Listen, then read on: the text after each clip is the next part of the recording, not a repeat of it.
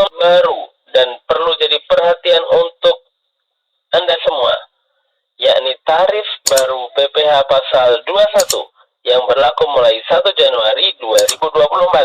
Seperti apa tarif baru ini? Simak video ini. Di sini akan kita bahas tarif barunya seperti apa, kemudian kapan aturan baru ini mulai berlaku, kemudian akan kita simak pula contoh perhitungan PPh pasal 21 tahun 2024 dan daftar tarifnya seperti ini ya. Ini ada bocorannya adalah tarif efektif nanti dibagi menjadi dua, tarif efektif bulanan dan tarif efektif harian. Terdapat untuk bulanan terdapat kategori A, B, dan C. Baik, yang pertama, apa dasarnya aturan baru ini? Dasar aturan baru ini adalah PP nomor 58 tahun 2023 atau yang akan kita sebut dengan PP 58 2023. PP ini mengatur tentang tarif pemotongan PPh pasal 21 atas penghasilan sehubungan dengan pekerjaan, jasa, atau kegiatan lain atau kegiatan wajib pajak orang pribadi. Nah, perubahan di sini cukup signifikan, ya, perubahannya akan cukup signifikan. Maka seperti apa? Kita akan lanjutkan. Baik, salah satu tujuan diterbitkannya PP ini adalah untuk mempermudah dan menyederhanakan pemotongan PPh pasal 21 yang selama ini dikenal sangat rumit. Ya, benar sekali, pemotongan PPh 21 adalah sangat rumit saat ini sebelum berlaku PP ini, peraturan pemerintah ya, cukup rumit karena kita harus melihat terlebih dahulu apakah dia pegawai atau bukan pegawai, kemudian pegawai tetap atau tidak tetap, apakah bersifat berkesinambungan atau tidak, dan seterusnya. Dan ini dengan hadirnya PP ini semua akan menjadi lebih sederhana.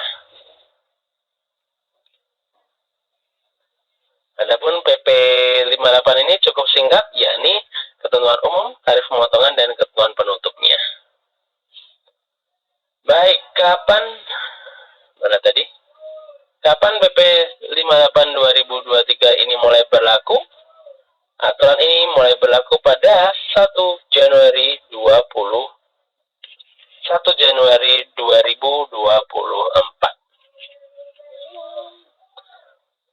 Lalu bagaimana tarifnya? Seperti ini ya. Tarif PPh pasal 21 yang berlaku mulai 2024. Jadi tarif pemotongan PPh pasal 21 terdiri atas dua. Satu adalah tarif berdasar pasal 17 ayat 1 UU PPh atau kita kenal dengan tarif umum, dan yang kedua adalah tarif efektif pemotongan PPh pasal 21. Nah, ini adalah hal barunya. Tarif efektif ini terdiri dari apa aja? Tarif efektif ini terdiri atas tarif efektif bulanan serta tarif efektif harian. Nah, tarif efektif bulanan ini dikategorikan berdasarkan besarnya PTKP sesuai status perkawinan dan jumlah tanggungan WP wajib pajak pada awal tahun pajak. Kemudian tarif efektif ini telah mempertimbangkan biaya jabatan atau biaya pensiun, kemudian iuran pensiun, kemudian PTKP yang seharusnya menjadi pengurang penghasilan bruto. Jadi tarif efektif bulanan ini telah memperhitungkan pengurang-pengurang ya. Tarif efektif harian juga telah mempertimbangkan bagian penghasilan yang tidak dikenakan pemotongan yang seharusnya menjadi pengurang penghasilan bruto. Nah, bagaimana tarif efektifnya? Oke, akan kita bahas ya. Jadi di PMK di PP ini, PP 58 2023 ini ya, tarif efektif terdiri dari 3 kategori. Kategori A, B, C. Nanti kita akan familiar mengenai 3 kategori ini. Kategori A, B, dan C. Kategori A diterapkan atas penghasilan bruto bulanan yang diterima atau diperoleh penerima penghasilan dengan status PTKP.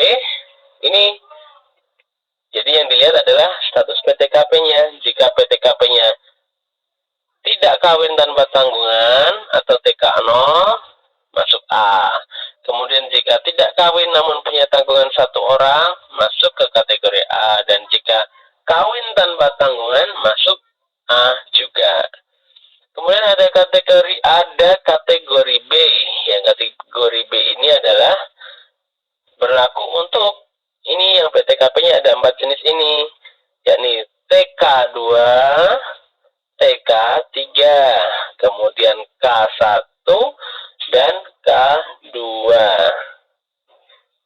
Dan kategori C adalah akan digunakan oleh penerima penghasilan dengan PTKP K3. Seperti itu ya, jadi kategorinya adalah ada 3. Untuk A ini adalah TK0, kemudian TK1, dan K0. Untuk B ini adalah TK2, TK3, K1, K2. Dan untuk C adalah K3. Baik, berikutnya tarif WP 21 ini berlaku untuk OP yang menerima penghasilan sehubungan dengan pekerjaan, jasa, dan kegiatan, termasuk pejabat negara, termasuk PNS, termasuk anggota TNI dan anggota Polri, serta pensiunannya. Pemotongan PPh 21 ini ada 2 step. Untuk Januari sampai November menggunakan tarif efektif.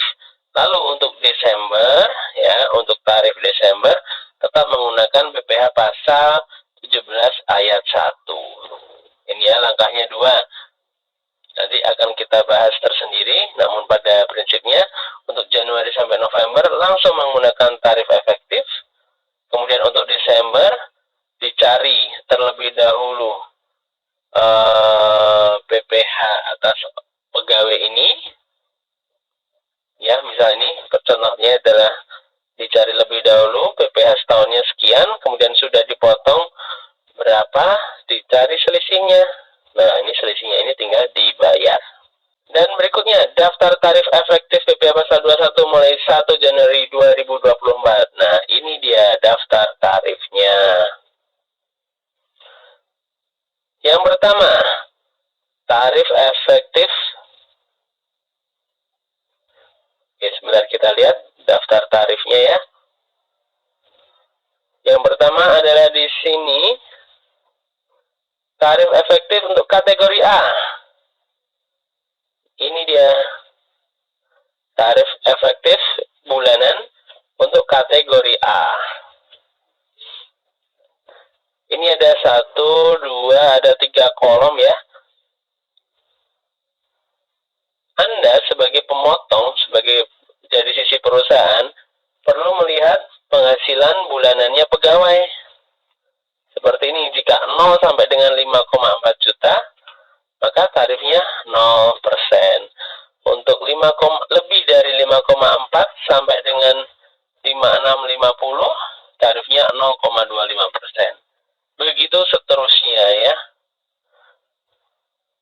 Begitu seterusnya sampai dengan misal contoh ini, jika gajinya 10 juta sebulan. Nah, jika 10 juta sebulan, pemotongannya berapa? 10 juta ada masuk di sini ya. 10 juta masuk di sini, sehingga pemotongannya 2%. Begitu seterusnya. Nah, berikutnya untuk tarif efektif bulanan untuk kategori B. Kategori B ini untuk TK2, TK3, K1, K2. Tarifnya adalah seperti ini. Sampai dengan 6,2, 0%. Kemudian 6,2 sampai 6,5, 0,25% pemotongannya. Kemudian bagaimana jika 10 juta? 10 juta ada di sini, dipotong 1,5%. Seperti itu. Ini bisa kita simak baik-baik daftar tarifnya. Kemudian untuk kategori C. Kategori C akan dipotong pajak 0% untuk gaji sampai dengan 6,6 ya. Bagaimana jika 10 juta? 10 juta dipotongnya 1,5%. Begitu seterusnya seperti daftar ini. Kemudian tarif efektif harian. Untuk tarif efektif harian hanya ada 2 tarif, yakni 0%. Jika hariannya 0 sampai 450.000 dan 0,5% jika dalam sehari lebih dari 450.000, maaf ini ada ralat, 450.000 sampai dengan 2,5 juta rupiah. Kesimpulannya bahwa mulai 1 Januari 2024 nanti pemotongan BPH 21 menggunakan skema baru berupa tarif efektif. Ini sangat menyederhanakan ketentuan 21 BPH 21 yang sangat kompleks sebelum berlakunya ini. Namun untuk masa Desember tetap menggunakan tarif umum sehingga diperhitungkan kembali dalam setahun itu pegawai berapa, kurang bayarnya berapa, dalam setahun pegawai itu terutangnya berapa, yang sudah dipotong Januari sampai November berapa, nanti tinggal bayar di masa Desembernya kekurangan bayarnya. Sekian, semoga bermanfaat. Wassalamualaikum warahmatullahi wabarakatuh.